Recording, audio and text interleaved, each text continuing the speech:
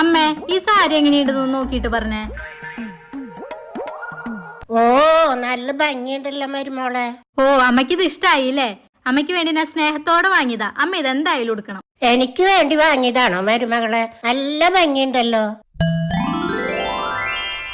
നോക്കട്ടമ്മേ, ഇത് നല്ല വിലയുള്ള സാരിയാണല്ലോ. മോൾക്ക് ഇഷ്ടായോ? എന്നാ മോള് എടുത്തോ. ഇത്ര വിലയുള്ള സാരി ഞാൻ എവിടേക്ക് കൊടുത്തിട്ട് പോവാനാ?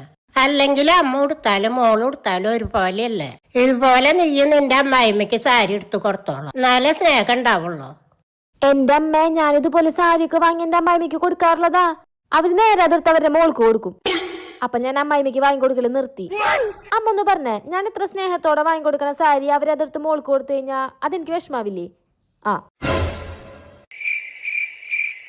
ഇങ്ങോട്ട് താടി. ഇത് നിനക്ക് തന്ന എന്റെ മരുമകളെ എനിക്ക് തരണ നിർത്തിയാലോ?